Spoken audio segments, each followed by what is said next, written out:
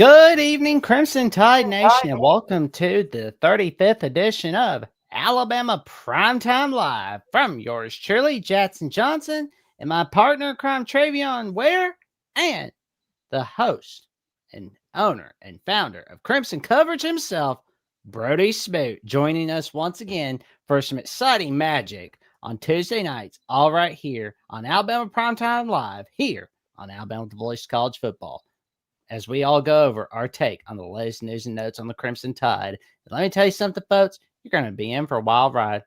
How y'all doing today, gentlemen? Doing all right. Doing all right. I can't complain. Just looking forward to this weekend. Obviously the basketball and football games. So, getting pretty hyped up and excited for the weekend. Oh, so am I. I'm getting pretty excited as well. It's going to be so awesome. But before we get this show started, we've got the merch from Alabama at the Voice College Football, all right here. Who says it's too early to do some shopping for Christmas and especially to get ready for Thanksgiving? Because we've got t-shirts, we've got the dad hat, we've got the sweatshirt, the polo shirt, the can cooler, the tumbler, and the game day mug. We've got it all right here. That sweatshirt will help you stay warm because it's cold outside. And I know our good buddy, the long hair guy, has that polo shirt, but I don't think that long hair and polo shirt's gonna keep him warm. But that's just me. What do you think, gentlemen? Nah, Nah, he gonna have to not bundle up. nowadays. Go ahead. What'd you say, Travion? No, I was saying he gonna have to bundle up real soon, man. It's getting colder and colder by the day. He sure is, man. He sure is. No, Oh man. I was just gonna say with the weather fluctuating the way it is, especially in Alabama, y'all two know better than anybody. So Oh great. I mean, like the Bama weather, it doesn't even know where it's at, but yeah, that's why we prepare for it. yeah. Because as we say, neither rain nor sleet nor snow will put a stop to us from fulfilling content request for those Bear Bryant legends, all right here on Alabama the Voice College Football. But we've got some injury reports to discuss, gentlemen, especially for week 10. We heard a little something from Kalen DeBoer about the updates, but we'll know a little something by Wednesday. Because, like, for example, Gino Vandemark, was making good progress, as DeBoer was saying, and he was practicing last week. So that's a pretty good sign. And I know that Quay Roussar should be coming back, I believe. But what are your reactions to the injury report, gentlemen? Yeah, with the Geno Vandermark injury, obviously they were holding him out last week for precaution. You know, they got the bye week coming up and things of that nature, and just to get an extra week under his belt and really get back in the form or get an extra week of practice and stuff like that. I believe that should do the Alabama offensive line pretty good as they continue to rotate up front. And with the Quay Roussar injury, obviously he's been out since week 4 at Georgia. Really didn't know the severity of his broken foot. It has been reported as a broken foot. Don't know the severity of it, but got some encouraging news. Like you said, Kellen DeBoer is saying he's looking more and more closer to getting back on the football field. So that's pretty good, especially with Alabama moving deeper into their season. Playoffs around the corner. That could be just a scary reinforcement for that defense. So those two updates pretty good so far. Yeah. No, I just kind of piggyback off what he said. With Quay Roussol in particular, obviously not sure if he's going to be able to play this weekend, but the way that he was playing, before his injury is broken, was it his foot? I think. Yeah, he was playing well, and you pair that with the way that Yonze Pierre is playing, and it's a new looking defense. I know it was everybody was healthy coming into the season, but both of those players have progressed and grown, from that Florida State loss. But definitely be huge to get him back soon. Gino Vandermark, he's a guy that you can play at multiple positions. Played at right guard, he's played a little bit of left guard. You can use him interchangeably. It's going to be huge to get him back, 100%. But I also add on to that by saying that Jaden Roberts getting back to full health is pivotal, and I think that Jaden Roberts, being healthy, more healthy than he has been, the last year or so, should definitely alleviate some of the pressure on Vandermark to have to play. I think you can kind of you could even use Wilkin Formby at guard, Jaden Roberts, Cam Dewberry. So you got options. I think that's very exciting. That development. But I'm just ready to see these guys back in action. I'm ready for Alabama to be back at full health. I know that the team's been battling. Everybody's battling injuries at this time of the year, but especially those guys in particular. So it'll just be interesting to see how Alabama looks. I guess you could say in the trenches, because all these guys are they're in the trenches. So it'll be interesting to see how they fare moving forward. Agreed. Because I'm ready to see what things will be looking like. I mean, when we didn't have Lottie Brooks against South Carolina, that did hurt us a little bit against them. It was like he was sorely missed. I mean, it was unfortunate that nobody was talking about Lottie Brooks prior to the year, but I'm glad everybody's talking about it because, I mean, he's been an X factor all season. Like, he's been playing a huge part in our success. Yeah, especially with just the way Todd Simpson spreads the ball around and stuff like that. Having an extra pass catcher, extra person that can make the next, that can make the first person miss. That's just real important. And just with the depth of the Alabama receiver room, like I said, you can just never have too many playmakers on the perimeter and the slide and stuff like that. So definitely the return of Lottie Brooks. That's definitely something to be watching for. I'm definitely gonna be watching for it for sure. Definitely. No, I kind of agree with what both of you kind of said. Lottie Brooks is a guy that a lot of people, they had high hopes for, but they didn't know what he would necessarily do in year one as a true freshman. You don't see a whole lot of guys that were like Ryan Williams and Devontae Smith and people like that, Julio Jones. But Lottie Brooks, he's been a nice addition to the receiving core. Obviously it kind of hurt that he wasn't able to play against South Carolina, because I think that would have been an even better chance for him to get involved in the offense and get acclimated and stuff, especially with Isaiah Horton going down. You had to turn to Rico Scott. Had Brooks been healthy, I think he would have been that guy that Alabama turned to with Ryan Williams and Jeremy Bernard. But very pleased with his play. I think he's actually performed better than I think, I expected, probably most fans as well. I can't really speak for them, but he's definitely exceeded expectations for me thus far. A guy that literally wears 17 like Jalen Waddle. He's fast, he can play in the slot, make big plays.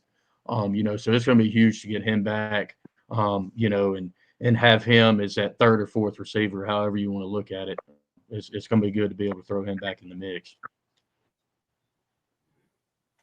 Yeah, I'm excited about what we're going to be bringing against LSU this Saturday. Like, Brooks coming back, that's a huge boost to that receiving core. But it's always fun seeing Ryan Williams, Jeremy Bernard, Horton, hearing the Tide calling for him, Brooks, Cueves. Oh my! I'm getting so excited. There is no shortage of weapons. It's like there. Christmas is here already. Yeah, man. It's like, I mean, you just got all kinds of talent, at the skill positions. And then, you mentioned Quaves and Brooks and Horton and Bernard Williams. You got those guys, but you also look at a guy like Daniel Hill, who's really stepped up recently as well. There at running back, and he's especially the South Carolina game. I'm not sure that Alabama gets away with a victory. If Daniel Hill didn't do what he did out of the backfield, especially reeling in those passes, and he really helps in the backfield, and maybe some of that pressure, the amount of carries that Jam Miller had to take, I guess you could say. But him stepping up, and then Kevin Riley's been a guy that you could kind of turn to in the backfield as well. So having Jam, having Kevin Riley and Daniel Hill, I think, it should only bode well for the offense moving forward. I know there's been some struggles in the run game in particular, but with the way that Daniel Hill's playing and Jam Miller's playing and the confidence that that offensive line has, almost back to full health, like you said, with Geno Vandermark making progress. So I think everything should just, continue to fall in place for this Alabama offense. Oh, agreed. And Danny Lewis Jr. I know we've been hearing a little bit about him, and DeBoer was kind of going, "We'll see" at the presser on Monday. How are you feeling about that? I'm not really sure what the deal is with Danny Lewis. I thought that he would have an increased role from a season ago, especially with CJ Dupree going. I thought he would kind of have a role similar to Josh Cuevas. I can't confirm this, but I just have this feeling that he's been dealing with a lingering injury, kind of similar to Jaden Roberts, I would say, dating back to last year, and he just hadn't been able to get to full health. If you can get a guy like Danny Lewis back, it would definitely add depth. I think Alabama really likes Danny Lewis. I think he was really supposed to be a big part of Alabama's offense this year. But obviously with him going down, you've had to turn to guys like it's tight end by committee. Jay Lindsey, Caleb Edwards, Marshall Pritchett here and there. So it would definitely be huge to get Danny Lewis back. I know his presence as a run blocker for sure. But also as a pass catcher, you have to account for, the trio of wide receivers you have, or the quartet for that matter, and then also deal with Josh Cuevas as well as Danny Lewis if he's able to return. So I definitely think that it would be a huge, be able to get him back, either for the LSU game or hopefully the Oklahoma game at the latest. Oh, that would be cool, man. That would be cool. Travion is back from technical issues. Technical. Sorry about that. Sorry. Oh, you're good. It's no worries. The technology is deciding to do the mess around with Travion. It's like but Travion is going to save the day because he's terrific, man. Terrific Travion for the win. Now we were talking a little bit about Danny Lewis and his injury update. How are you feeling about Danny Lewis this week, Travion? I saw last week that he was a game time decision versus South Carolina. Just my similar thoughts to the Geno Vandermark injury and his the precaution that Kevin DeBoer and staff using with him. I think it's pretty good that he gets another week just to continue to progress in practice and show that he is fully healthy. Test out that injury.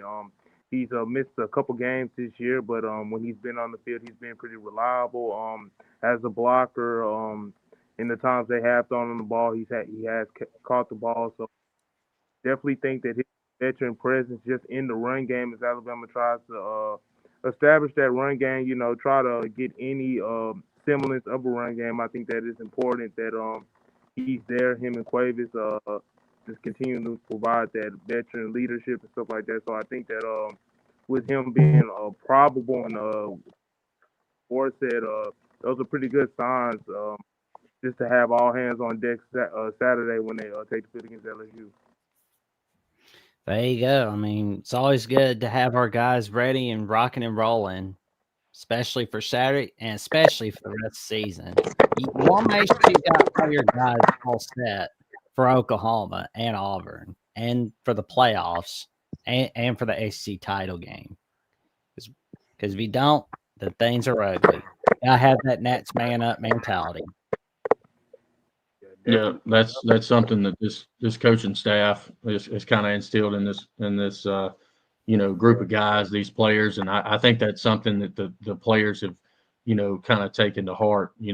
Playing for the guy to the left and playing for the guy to the right, and being selfless, and that I think it's something that's carried over from last season. You look at a guy like Tyler Booker as a leader, and it's kind of translated. You got a guy like Tim Keenan. And he's a homegrown, he's an Alabama kid, and I feel like he's kind of got that that mindset of hey, I'm gonna do whatever I can to be here for my guys, whether I'm suiting up or not, and that's something that he's done, and that's something that the rest of the team has done. So I definitely think that that's a good thing, and it's definitely been a good transition, throughout the course of the year. For Then to add, sure. yeah, and then to add on top, just a valuable experience that the players behind those players that are stepping up in those moments, just the valuable experiences they're getting from a depth standpoint and continuing just to be thrusted into those moments and be able to show up for this team because it's very important, especially this time of year as we get closer to December and the last December and the postseason and stuff like that. Just having those guys not being afraid just to step up when their number is called because like Brody said, this team has embodied this next man up mentality this entire season, and who knows when that's gonna be uh gonna be tested. So it's definitely big just to see that that when those key players are out, the amount of times that players on this roster have stepped up, whether they're underclassmen or just players that sat behind players and continue just to work their way up the roster. So that's definitely important moving forward. Yeah. For sure, man. And of course, we've got some recruiting updates to go over. But first, we got some college football bets to go over from the doppelganger of Mark Rogers. College football is even more exciting when you've got some action on the line, and the games are even better when you're cashing in. And the voice of college football is the place to be to get the greatest value. Start with my picks. 75% against the money line, 58% against the spread, and I've got a 40-plus year track record. 11-0 in the college football playoff for me last year against the money line, 8-3 against the spread. And I'm just the warm-up act. Steve Merrill of Wager Talk is our ace in the hole, show stopper. 7 years with the voice of college football, over 30 years in the industry. Steve gives us analysis on all the big games, but you can't miss Steve's weekly under-the-radar pick. 28-12 against the spread the last 3 years. You also get picks from some of our top analysts here at the Voice of College Football, including Corey Bratta, Matt Zemek, and Steve Dace. Check out those numbers. Become a YouTube or Patreon member for just $99 per month. Go to the main channel on YouTube, click join, and then select the betting tier. Do the same thing on Patreon. Make 2025 a winner now. There we go. That's why you go to Mark Rogers, Steve Dace, Matt Zinn, Corey Brown, and for that under the radar pick of the week from Steve Merrill. All right there. Well, now we've got some good updates. That involves Mr. Xavier Sab and Quentin Hill. And let's see now. He's got Bama, Oregon, Tennessee, USC. Don't go to Miami. They're tuned to the 80s. USC, they don't care about rivalries. Alabama cares about rivalries. He's got Notre Dame, Texas A&M, Nebraska, Georgia, and Ohio State on that list. Just looking at that, what do you think the likelihood is they go to Alabama, gentlemen? I would definitely say there's a good chance. First and foremost, his older brother, Keon Sabb, which is at Alabama, current starting free safety. So that definitely gives Alabama a good chance, and not to mention that there's a third Sab in the mix too, 2026 athlete, Amari Sab. So being able to recruit his brother and the fact that you already got his older brother on campus and you see him having success. I know that Alabama's recruiting him to play wide receiver, and obviously Alabama has a long track record of developing receivers and putting them into the league. So, from everything that I've heard and read, I think that Alabama has a great chance of getting Xavier Sab. I have seen that it's not a deal breaker if his older brother Amari doesn't go to the same place, that he would still consider Alabama. But I know that they're planning to make it to Tuscaloosa in a few weeks for that Eastern Illinois game. So it'll be interesting to see that. But I know that Alabama and Oregon, I think they're the two biggest players in this conversation for Saab. Oh, we're looking at these big plays that Mr. Stab is making, and oh my God, they're astonishing. Yeah, Who looking. does this remind you of exactly when you see Stab making these top-notch catches? Oof. That's a good question. I kind of see, Look, I want to say that he has a more slender frame. I wouldn't say exactly Devontae Smith, but he kind of looks like a mix of like Devontae Smith and kind of like Calvin Ridley, I would say probably. Um, you know, those are two guys that had a lot of success at Alabama. But he's had a lot of success up there. He's a 5-star, so I guess those two would be the ones I'd say. Just looking at the tape, what jumps off to me. yeah, now that Alabama guy, I'm gonna compare him to a guy that's not an Alabama guy. To me, he looks like a bigger Xavier Worthy.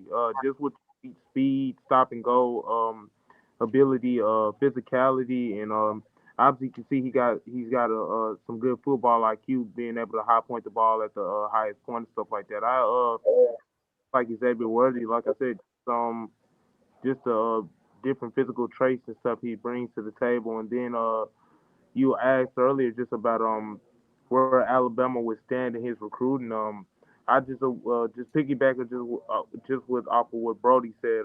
Just the fact that just the fact that his older brother Keon is already on the roster, already established player, established leader on the football team, and just having those family ties. I think that does good in his recruitment. But yeah, kid looks very explosive. Shows a lot of physicality and just looks like a good playmaker. And once Alabama gets their hands on those type of players and stuff like that, the sky's the limit. So really, really just excited to see where his recruitment takes him. No doubt. I'm getting pretty. Oh, there we go. We're gonna see some special teams magic. There we go. Oh, he's running. He's running. There we go. It's like you can't catch me now. Oh, we're just getting some early Thanksgiving treats, aren't we, gentlemen?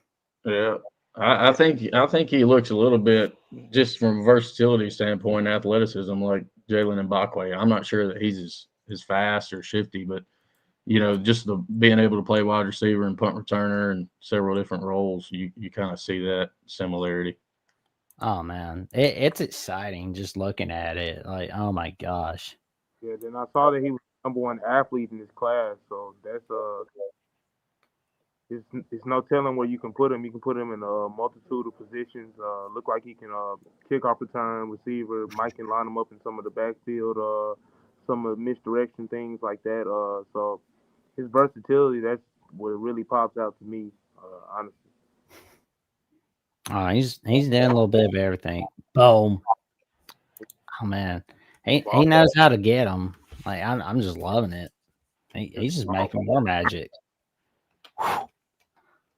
Oh man, and we've got a Halloween treat. No, it wasn't the Great Pumpkin, of course, but it was Quentin Hale putting Alabama on his list for one of the 9 teams for 2027. Let's go ahead and there we go. There we go. Yeah, you don't want to go to Texas or Texas A&M, good buddy. You want to go to some winners. Alabama's a winner. Oh man. So we'll watch a little bit of highlights of Quentin Hale. And oh, there we go. Where is it? There it is. Yeah, I've got the highlights all right here from 247. Oh, there we go. We're striking while we're hot. Although 247 needs to kind of update it a little bit. So there it is. There it is, folks. some magic. 63 receptions, 15 touchdowns in his sophomore year. Yeah, from the things I've read about Hale, I saw that he's the number one overall rated pass catcher from the state of Los Angeles, California. Just seeing his size and build at 6'3", 190, he already has that ideal size and stuff like that. As a sophomore, he's only going to get bigger. So I just think that looks like a good red zone target type of possession receiver, but can do stretch the field and make the man miss. And yeah, he just looks like just a playmaker, ball hawk, really, from receiver standpoint. Just all the things he can do. I'd definitely say, kind of echo the same sentiments. He's a guy that hasn't fully grown, like Travion said. He's only going to continue to grow from here. 6'3", 195. Obviously the top pass catcher in the state of California. Alabama's been on him for a while. I know he's had Alabama on his radar, as well as schools like Oklahoma and USC and several of those other schools that you pointed out on his top schools list. But Alabama's had in the past 2 years, these past two recruiting classes, they're looking at size. I mean, you look at bringing in a guy like Isaiah Horton, Derek Meadows, and there's several other guys on the roster currently that kind of have that bigger build. But he's a guy that can definitely, stretch the field with his playmaking ability. He's he's a big target. He's definitely going to be a guy that you can target in the red zone. I kind of see him, having a similar skill set and just the way that he runs his routes to Isaiah Horton. I mean, from what I've seen of Horton this year, he's kind of big body, big frame. It kind of makes it look effortless, running his routes, despite the fact that he's 6'3", and he's definitely going to be a red zone threat. I know that Alabama would love to get him on campus. If they can't, for the Oklahoma game, especially try to get him on campus for the spring. And not to mention that Alabama's had some success, dating back to the Saban years of recruiting the state of California. So, I definitely think it'd be interesting if Alabama were to insert itself as one of the top schools, top two, top three, heading into the spring for Hell. Oh, that would be a win for sure. Yeah, and plus on top of that, it's about time they not saying that they should get California receivers, but you see all the just the success they've had in the defensive back room, recruiting the different DBs from the California area. It would be good to have some California bred receivers and stuff like that too. Talented state with a lot of talent in it. So, and he obviously you got the best pass catcher, so that's the top of the top. So why not? Yeah, just really just depends on how quickly he can get on campus and get visited and how his visit goes and things of that nature. But talented kid for sure. Oh, there we go. I mean, cameraman's a little scared of Hell. I'm thinking, what did Hell ever do to the cameraman? It's like Quentin Hell did nothing to him. Come on, cameraman, be nicer to Quentin Hell. Oh, there you go. Man, here's a big play waiting to happen. Like you said, you do that as a sophomore, man. You're really doing something special. Man, you got 9 minutes worth of clips. I think it said, was it 9? I couldn't see it real well. 9 minutes of film as a sophomore. I mean, that's pretty solid. Especially out there, California. There's a lot of talent out there too. So it's not like he's, just facing minor leaguers, I guess you could say, or something like that. He's probably facing guys that can play at the Power 4 level. Oh, there we go. There he is. And just his ability to line up inside and outside. You see, they put him outside on the perimeter, then they move him inside. He just like I said, just a mismatch. Obviously, playing. You could tell he playing against older kids probably, and he just still looking like he belongs. Yeah. Real impressive. What I see. Oh, there we go. Here's another one. He's watching his man. Little juke move. Oh, there you go. He's making a man miss. We got some more blocking. When you see a guy like that that can, run these different type of routes, I know that that's something that stands out to Coach Shepard, and just from that last, play in particular, he loves wide receivers that can block, and if you're able to do that, then you can play for Coach Shep. But it'd definitely be good to get him on board in that 27 class for sure. No doubt about it. It would be a huge win for our 2027 recruiting class. If we can get him, it'll just be another addition to our collection of history of top-notch wide receivers in history of Alabama football. Like, I'm just imagining it already, hearing his name called in the 2030 NFL draft. Man, he's gonna be really happy, and I think he's gonna make a lot of NFL teams happy as well. Yeah, it really just depends on what he maxes out at, just from a size standpoint. Is he probably going to grow to? He's 6'3" right now as a sophomore. More than likely, he's probably going to be 6'5". It really just depends on genetics. Obviously, we don't parents and stuff like that, but yeah, he already got the build and skill and all that. So, be interesting to see how he frames out. There we go. I'm just excited about what these guys bring out, and it's going to be a wild ride for sure. And before we get to our next video, we've got the Amazon link from the Voice of College Football, where you can shop on Amazon using the link to support the Voice of College Football. You don't need to buy the product display. It doesn't cost you a penny, and you get that same shopping experience. And I can tell you right now, you're going to be doing some Black Friday shopping anyway on Amazon. This is the perfect link to do so. And I can tell you, it's always fun doing some shopping, especially with the Amazon link.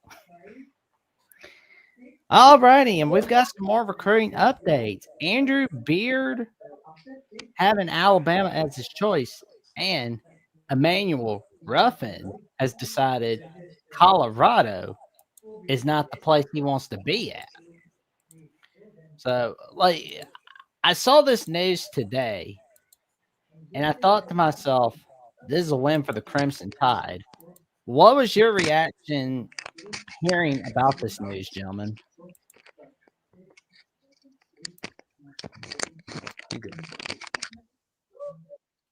We got some technical difficulties, ladies and gentlemen. I guess I'll just go ahead and go. No, you definitely said it.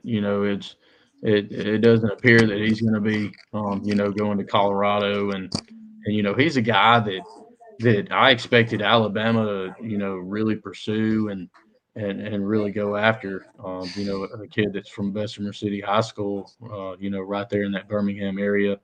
Alabama's recruited that area, fairly well in the past. You look at several guys from that area that they already have on their roster with Jeremiah Beaman, Kelby Collins, and Tim Keenan. So that should only help Alabama's chances of landing him. I think the biggest thing is, are you able to get Ruffin on campus? Because obviously Missouri is a school that he really likes, and Ohio State. Those are two schools that have really, stood out to him at this point in time from what I was able to gather, reading that On3 article. But, he's a guy that doesn't really say a whole lot. I know that Alabama offered him a while back. Coach Freddie Roach visited the school and extended him an offer before a lot of schools were ever, really in on him or extended him an offer or knew who he was for that matter. But he's really risen up the rankings for sure. And Sure, and if Alabama can get him on campus, and around the guys and get him, acclimated to the defense. Freddie Roach is able to get him to get him. I definitely think could end up in all said and done. Yeah, and for me, anytime Alabama can get interest from the number 6 running back in state of Georgia, that's very important. Just because with their track record, just with being able to recruit running backs and stuff like that, and with the stable of backs they have and stuff, they can never have too many running backs. You see this year with their struggle to run the ball and stuff like that. So I think getting a kid in the fold like that for the future can be very big. Just just from an offensive standpoint, as Ryan Grubb continues to develop this offense and they continue to recruit up front in the trenches and continue just to really get this Alabama run game back on track. Agree.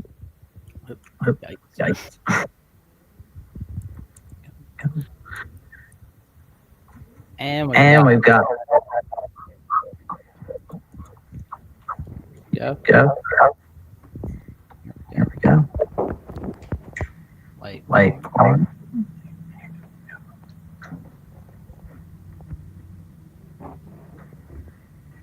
Go. Oh, there we go.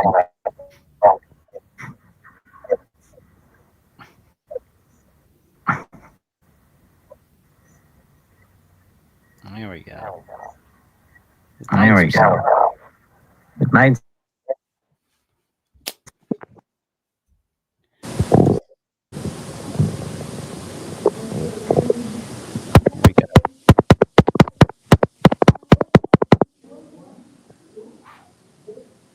One thing that stood out to me just watching early on is size and the level of physicality.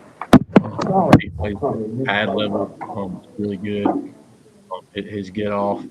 I'm sure that's something that just stood out to all these, defensive line coaches and country, and that's why so many people are after him. I think it's a matter of who's able to get him on campus. I think that will go a long way, Jackson, because we're closing in on early signing day. So, if Alabama can get him on campus, unofficial or official, for that Oklahoma game, Eastern Illinois, potentially even LSU this weekend, I think that would go a long ways. But I know that Alabama is keeping its options open. Especially with J.J. Finch taking a visit to Tennessee last week, the Alabama commit out of Indiana. So it'll be interesting to see if they kind of kick the tires on Ruffin. But definitely like him as a prospect, and think he would do really well along Alabama's defensive line if he were to choose the Crimson Tide. agreed. Oh man, he's making some stops. He's chewing people up like chicken nuggets. I'd hate to get on his bad side. Oof. And, these schools that he's playing, that schools in that Birmingham area, you got a lot of talent, in that area, and for him to stand out and coaches to be able to notice him because, Bessemer City's not a school that's talked about a whole lot in terms of producing talent, but Emmanuel Ruffin could be a guy that gets that started. The kid's making plays near the sideline, just suplexing guys. That's something that you just don't see. You didn't see years ago from a defensive lineman. Now it's just normal, I feel like. But, if you got a guy that can run sideline to sideline that's 300 plus pounds, why wouldn't you take advantage of that opportunity, especially when he's in your backyard? Oh, there we go. Man, the cameraman knows something we don't, because he just yanks him down. He yanks him down. Oh man. There we go. Oh no, cameraman has nothing this time. Oh, there's another one. There's another. Wait for it. Wait for it. Oh, he just knocks him down. There we go. Man, he's just putting a scare in these offenses. I mean, he's being told Halloween's over. He says, "Not on my watch, it isn't." There we go. Oh, yikes. Run back got knocked down. Here we go. He does a nice job of shedding blocks too. Obviously that's something you want to see from a defensive lineman, but like you said, like he's physically imposing. Like these guys just look like they don't even want to touch him. They're like, okay, just waving the white flag. Here you go, straight to the backfield. But yeah, that's something you love to see, especially if you're a defensive line coach or defensive coordinator. You want guys like that are very disruptive, and that's something that Ruffin is. Oh, there you go. It's another diamond in the rough for Ruffin. Yep. I agree. Like I said, his recruitment, it picked up, heading into his senior season, and it's only continued to go upwards for him. He's continued to grow and get better, especially over the course of the last, year and a half. Oh, here we go. Oh, did they think that play was violent or something? Like, good grief! It's like there's no little kids watching this. Although I wouldn't want to go against Ruffin either. That's just a dumb move. There we go. Boom. Oh, he got knocked out of bounds.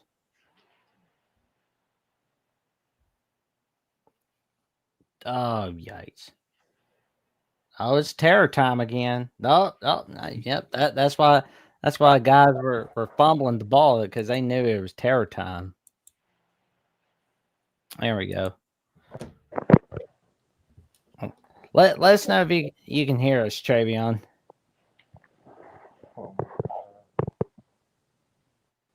Here we go.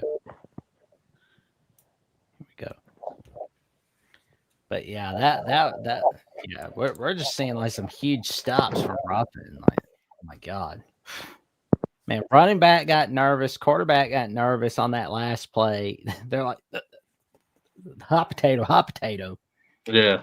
Like you said, it's one of those things. You see a guy like that running at you, you got to make a choice pretty quick. Either get out of the way or run past him. Try to avoid him.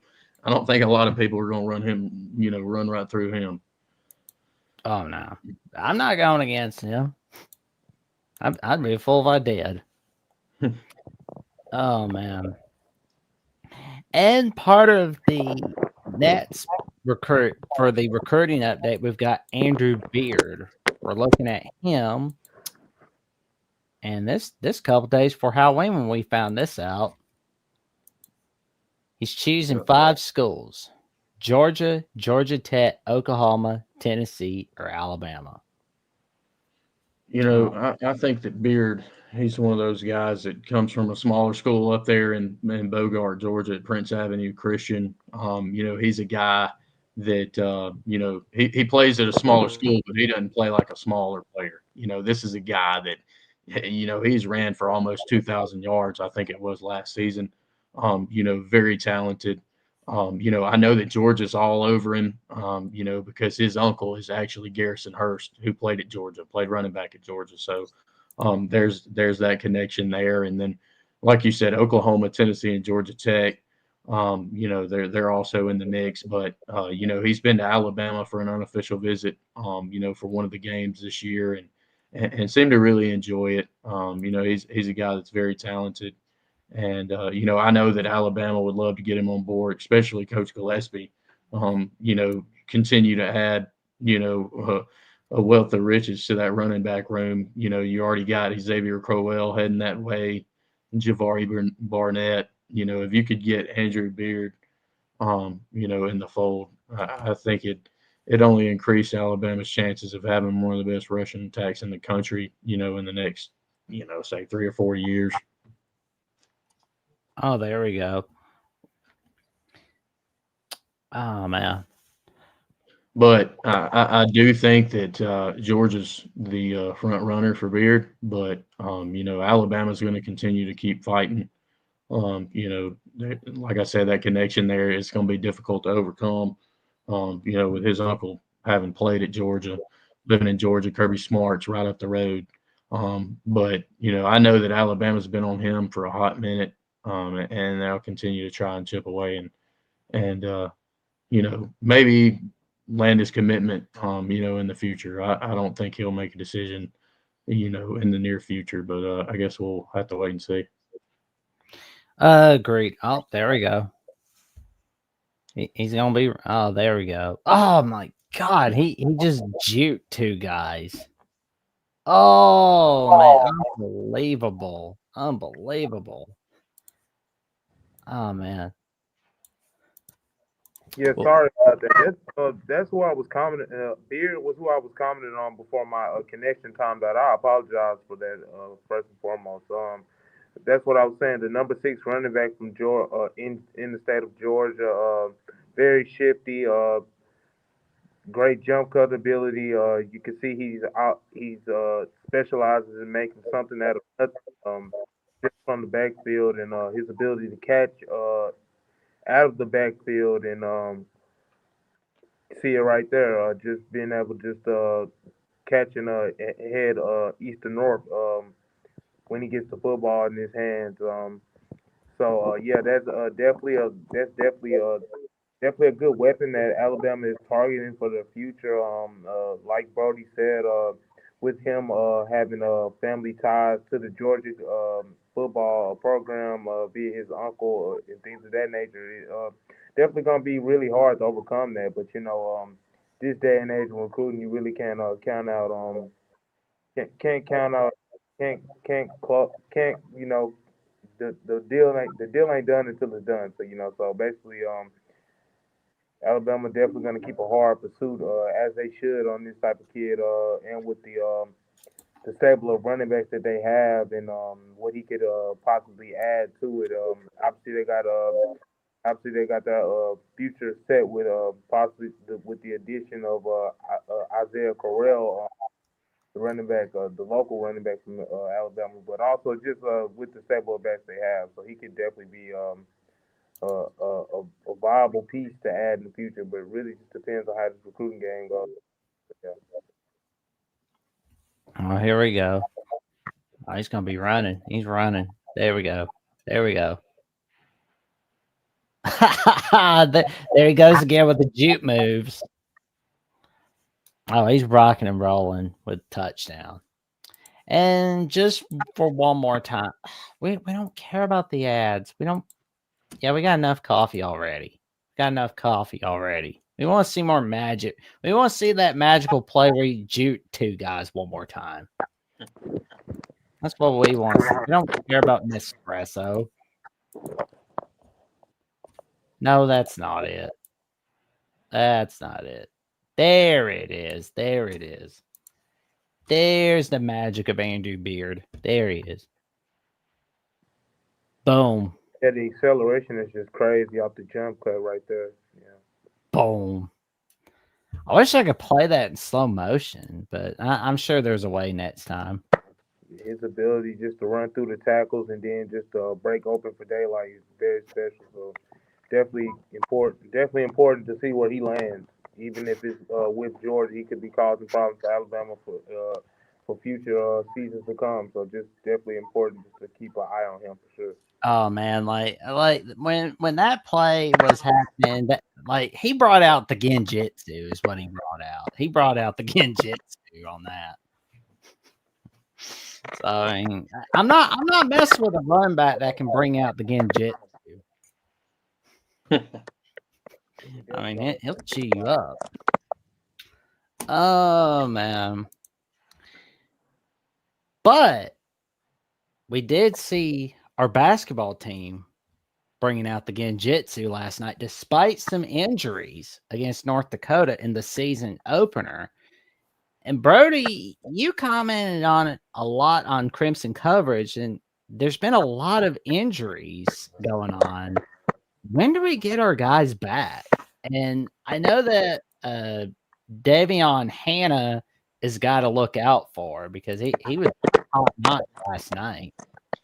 That's a good question, because, Alabama was a little shorthanded, like you said, and like I reported, and Coach Oates confirmed, obviously, pregame last night with Bethea being out, which he's expected to be out long term, but your three guys that you hope will return relatively soon with Reisel, Holloway, and Bristow. I know that Holloway's, his wrist flared up. He had a flared up wrist that caused him to miss last night's game. And then, Reitzel, I think his was pretty, precautionary. The fact that I think it had something to do with one of his fingers, was out of place or something during the Furman game. And then Bristow's obviously in a walking boot. So, anytime anybody's in a walking boot, that's likely not good news. But it could be one of those things that the coaching staff is just they're trying to use caution and get him ready for this weekend's game because St. John's is ranked number 5. They're one of the more premier programs in college basketball.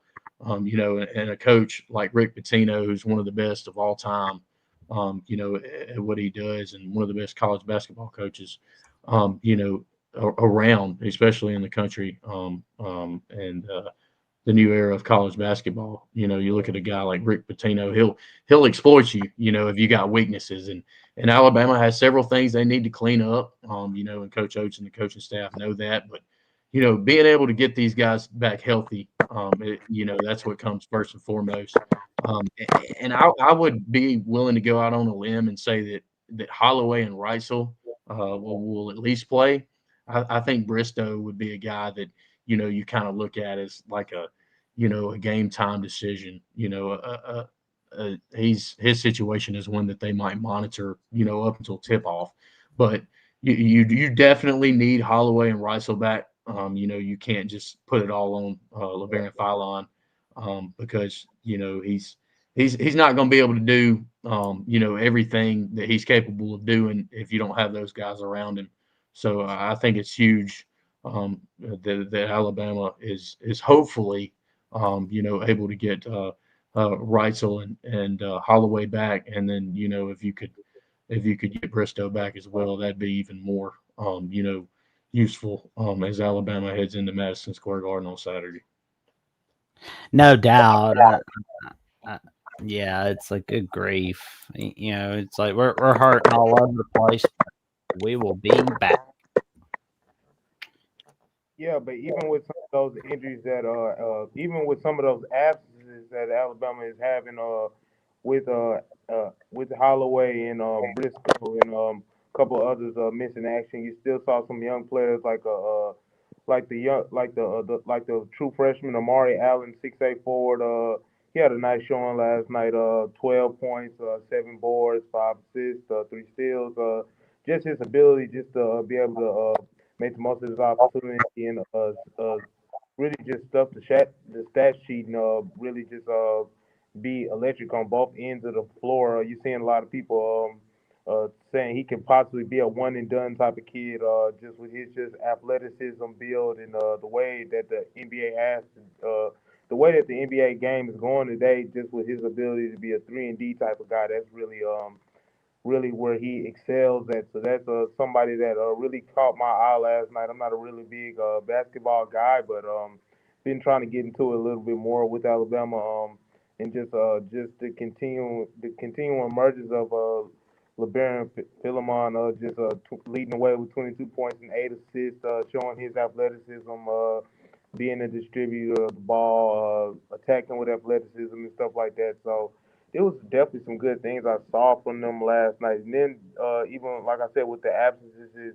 they were still able to shoot over 50% from the field and be very effective in their spots. So that's anytime you can shoot 50% against anybody, I think that's pretty good. And then on top of that, just their ability to take care of inferior competition because we saw on the other side of Alabama in Auburn yesterday, Auburn and Bethune Cookman, the HBCU, they went into overtime and Bethune Cookman almost gave them a run for their money in game one. So yeah, definitely can take some good things from the performance last night and really move forward with that moving forward as Coach Oates continues just to get more and more viable pieces back on this roster and really can just see how things shake out as they continue just to move forward. Oh yeah. But yeah, like I keep thinking about the St. John's matchup on Saturday. Ugh, that's got me a little nervous. Madison Square Garden, nuts. Yeah, No, they're gonna have to rebound because I saw looking just on my TL earlier. I saw Brody reported it earlier about what Coach Nates was saying to the new transfer from Florida State, Bobo, I believe his name is, just getting on him about the importance of rebounding with his size, and that's kind of what he was brought to Alabama to do, to rebound. Because you see, over the last couple Final Four runs and stuff like that, they've had the athleticism to score. They've had the athleticism to slow it down in the mid court, but they get killed on the glass a lot. So obviously, rebounding that's going to be real important, especially for this team to reach where they want to go later on in the year. Yeah, and that was the focus. Well, no, and I'm looking at this from Nate Oates, and he's talking about the locker room, and that's not good that we can't get offensive rebounds. So if we but on the bright side, at least it's in the first game of the season and not in the 21st game or the 31st game. Because this was in the 31st game of the season, we'd be in trouble. So luckily, we've got plenty of time to fix this issue.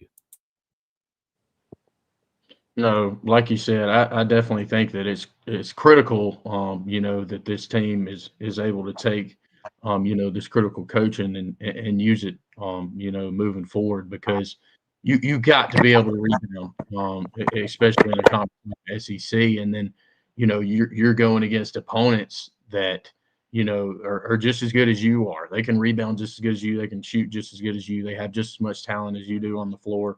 It's the little things, and I think that's something that Coach Oates and Coach Murphy and the rest of the coach staff will, they'll try to iron out and get the best out of these guys. And I think that's one thing that Bowl Bowen, as well as some of the other guys will have to take into consideration is using that coaching to enhance their performances and only elevate the ceiling for this team because Taylor Bowl Bowen, he's another guy that's kind of like a 3-and-D type guy.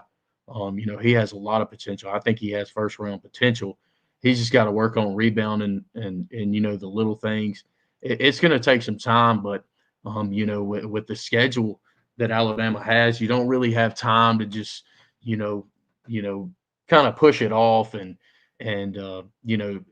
think that it's something that Coach Oates and the coaching staff will get right, and something that has to be fixed moving forward because you have to be able to get O boards in the league that Alabama is currently playing in the new era of college basketball. Yeah, no doubt. And it's gonna be interesting. I'm excited to see what all these guys bring to the table for 2025, 2026. It'll be awesome to see what they bring to the table. Here we go. Travion, what do you think? Yeah, like I said, just getting all these different pieces together and seeing how Coach Oates can combine things and get the right lineups together. Whether it is lineups that are more preferable for being more effective in the in the rebound department, or lineups where you get more defensive lineups with scoring and stuff like that. It really just depends on how Coach O can really get the best out of this group. Like Buddy said, a lot of moving parts, a lot of moving pieces, but it's a lot of talent. And the problems they have, I mean, they're not bad problems to have. They're correctable problems. It's effort things, like rebounding. That's an effort thing. So most definitely, really just got to just see what Coach Oaks can get out of this group. But obviously, you playing the number five team. Move in game two, you wanna see improvement fast. So Saturday, that's definitely gonna be a big test in Madison Square Garden on primetime TV.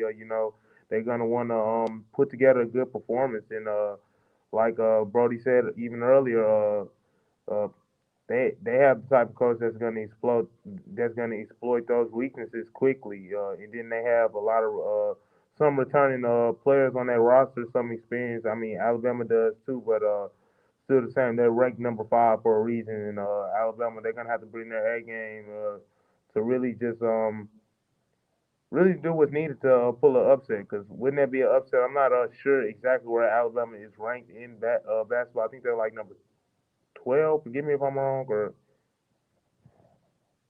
one of those two. But yeah, they're especially being in a hostile environment, they're gonna have to rebound. So that's something I'll be looking for Saturday for sure.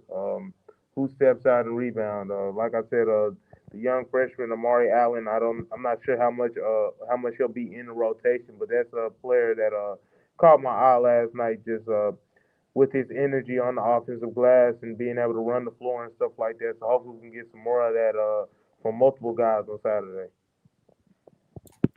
Yeah, we're, as Brody said, we're 15th in the nation as of right now. But just looking at this matchup between Bama and St. John's, what is the likely score prediction for this game? And we'll start with Brody on this one. Um, I would definitely, be leaning more towards it being a high scoring game. I know that Rick Pitino has a history of having offenses that score a lot of points, and then obviously you see what Nate Oates, what kind of offensive system he runs. He tries to score a lot of points and fill it up. But I would probably say for a final score, this is very high scoring, but I'd go like 88 Bama, 82 St. John's. I just think that both these teams are going to be able to fill it up. And obviously Alabama proved that they could score that many points in game one. And you also have, several guys back, hopefully. I'm optimistic on that end, but I think that it'll be a high scoring affair. Oh, that'll be awesome. Travion, what's your score prediction for Alabama St. John's? Yeah, I'm kind of the belief it'll be a high scoring affair too. Just with the like I said, Alabama. It really just depends on Alabama's ability to rebound. Can they keep it close? Will they give St. John's extra possessions just by their lack of rebounding and stuff like that? But they have the offensive firepower from three, from mid range and stuff like that to stay within the game. So if I had to dog down the score prediction for Saturday, probably give something like St. John's 85, Alabama 77. I'm not sure what the point spread is on that game yet.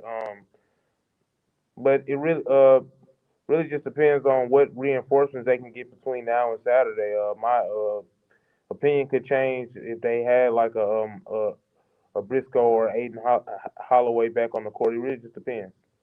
But should be a high scoring affair for sure. And I've got Alabama winning 77-74 against St. John's. Something tells me that will be the final score for that one. And I'll also say this, kind of like what Travion said. I think my score is very contingent upon whether Holloway and Bristow and Reisel are able to play. Like he said, it could easily be St. John's if those guys aren't able to play. Based off what I saw from both schools, I would give St. John's the edge, honestly. But if those guys are at full health, if you can get those three guys back, and kind of clean up, stuff uh, on the O board, I think that Alabama could definitely, come away with a big win because Coach Oates and his staff have proven in the past, when they play in these big games, they can come away with a win. So I definitely expect it to be a good game. I don't think it'll be a blowout for either side. No doubt about it. But don't worry, Joe Long. We are keeping an eye on the rankings. Don't you worry. We're keeping an eye on it, and we're just waiting it out for Bama. They're just doing that sweet waiting, which I mean, real nice and all, but okay. So I'm looking at from Reddit CFB. I'm still waiting it out for On3, and the other sites just kind of like release it because some people are blacked out of ESPN due to the YouTube TV Disney battle. Good grief. Who's the Disney villain in that one, if you know what I mean? Alrighty, so the first set is Tennessee, Pitt, Washington, Missouri, Michigan for 25 through 21. That is for 25 through 21. And let's see. Oh man, please release. Come on, please release 16 through 20. Come on.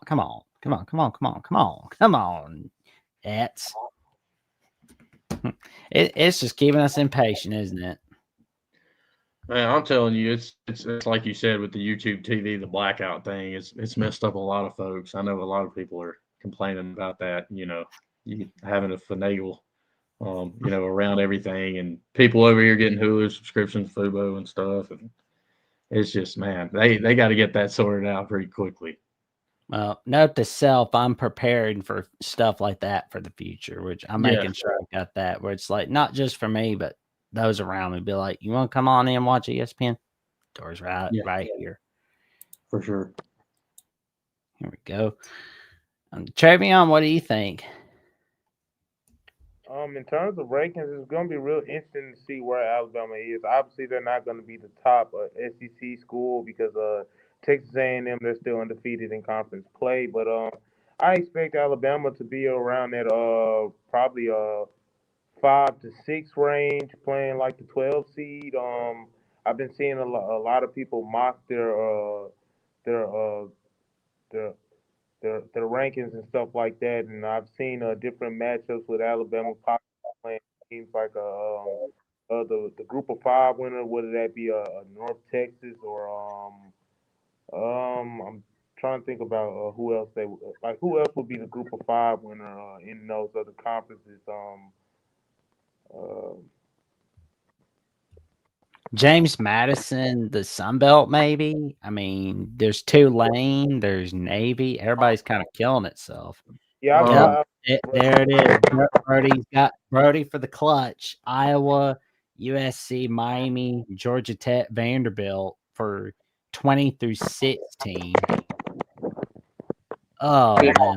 15, we got Louisville. 14, Virginia. 13, Utah at 7-2. That one's a little interesting. Oh, wow. 13. So they moved up big, a good ways after winning this past weekend. But no, like Travion said, you look at that Group of Five. I mean, there's just several teams you could throw in there. I know that James Madison's really good. South Florida's got some good wins. Memphis, that win against South Florida was huge. I think you could throw them in the mix. I want to say that Navy lost, if I'm not mistaken. They were undefeated, but I'm pretty sure that they lost. I would expect it to honestly be somebody from that American Conference, because you look at there's 3 one-loss teams with Navy, Memphis, and North Texas, and then South Florida has a good resume as well because they knocked off Florida. So, and one of their losses is Miami. Granted, that doesn't look as good now, but at the time, it wasn't a bad loss. So, oh, no doubt. Oh, you got Texas, Oklahoma, 11 and 12, like you said. Like, Oh my god. Oh man. Like that would be so fun if we saw that as a playoff game. Although it'd be like, oh crap, then we'd be affected. Ugh, we'd be in trouble if that happened. Yeah, Self-realization kicked in. Pretty good to know that Alabama at least controls their own destiny. Like last year, they needed a lot of stuff to happen. They needed a lot of help from each way. Some stuff that was just impossible to happen, which is why we got the result that we did. But it's good to see that Alabama controls their own destiny. They basically just have to win out. Like that's literally all they have to do. I mean, that's easier said than done. You got two interim coaches on the schedule now, and out and obviously a pesky OU team trying to knock Alabama down the totem pole. But it's really exciting to see that like I said, just controlling your own destiny. It's gonna be interesting to see how Kellen the board gets this group to respond. But I think based off the last 8 games, we pretty much know that they're gonna be up to the task at hand about whoever with whoever they play, whoever it may be. Um, and yeah, so but my thing with Alabama is really just depends on if will they play to the level of their competition because they've been prone to do that a little bit this season. So with these rankings, it's just gonna be interesting to see who they'll have them matched up with this first week and how that changes over the course of this month. Oh, they've got Notre Dame at 10.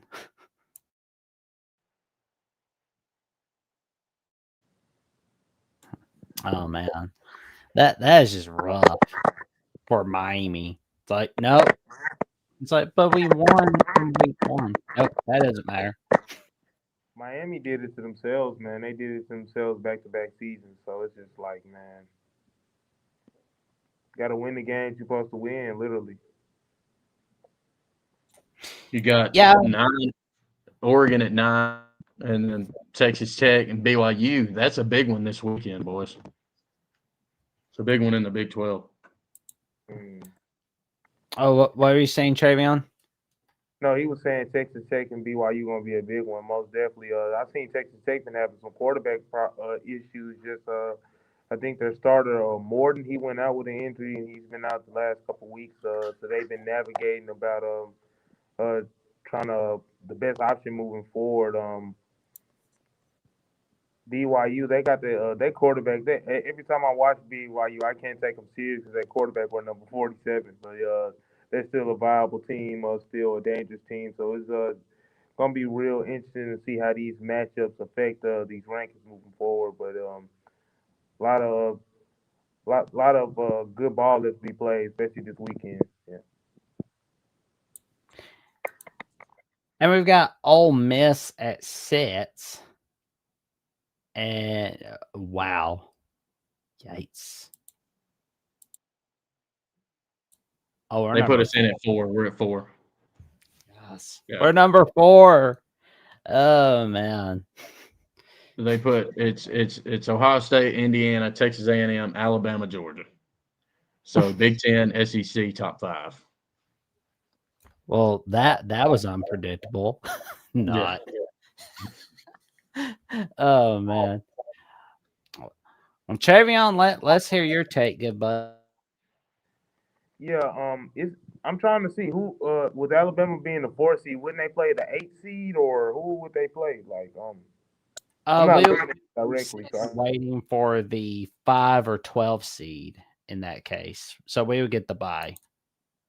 Waiting for the 5 or the 12 seed. Who was the yeah, I'm not looking at it directly. Who was the 5th seed?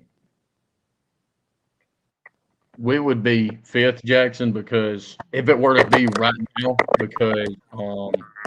because Texas A&M would be in the top 4, and then you'd have every conference, the conference champions, the top 4, and then it would be Bama right there at 5. But 12 is Oklahoma, so that's who it'd be. It'd be Oklahoma. So something tells me we're going to be having a conference matchup somehow in the first round this year on December 19th or December 20th. I mean, Okay, hold on. Did they change the format from last year? yeah, Okay. for You're right. Notre I Dame, missed if that. they want, yeah, they can put Notre Dame in the top 4. They're not going to get ostracized from it, and Yeah. I believe it's really the best 12 teams. So yeah, I messed that up. It's saying that we would get right now, Travion, my bad on that. That Alabama would get. It's saying Georgia. They would get the winner of Georgia and Memphis right now. Yep. So yeah, that'd be in the quarters. Mm. What are you saying, Travion? Part 2. Uh-oh. Time. Oh. Huh? Because the game was really the game the past 2 seasons has really been closer than what the score has indicated in the first half. And Alabama, obviously, they got some type of hold on Georgia. For some reason, Georgia can't get over that hump and beat Alabama. But it's really just I'll be interested to see can Alabama put together a full game versus Georgia, because that's something that they haven't been able to do in the past 2 regular season matchups, and that's going to be something that's more highlighted, if especially in the postseason, Alabama's ability to play a full game versus Georgia. So that's going to be something I'm gonna be looking for. If nobody else, I'm gonna be looking for it for sure. Man, it's gonna be a wild ride. Seeing what's happening. I mean, Georgia, Memphis, like, man, that won't be a whipping. Unless, oh well, no, it'll be a whipping. Unless Mike Bobo's offense finds a way to screw that up. I mean, Yeah, you got a good point there. Georgia's had some good wins, but they've just had a lot of close calls, man. I mean, they've been tested, and I know that this Georgia team's still a good squad, but they just don't look like they have in past years. I think they're more vulnerable. I mean, you look at it; they barely beat Auburn, and Auburn just lost to Kentucky at home, and their coach just got fired. So, I mean, you're just looking at who Georgia. They barely beat Kentucky. I'm trying to think. They barely beat Ole Miss, which Ole Miss is a good team. They if that pass was called if that was a catch in the Florida game, Georgia probably was going to lose that game. So, and Tennessee as well. So they've had a lot of close calls. I don't think they're a lock to beat anybody at this point. And you got Texas and Georgia Tech remaining. So, and Mississippi State on the road. So it's going to be interesting to see what Georgia does these next 3 weeks.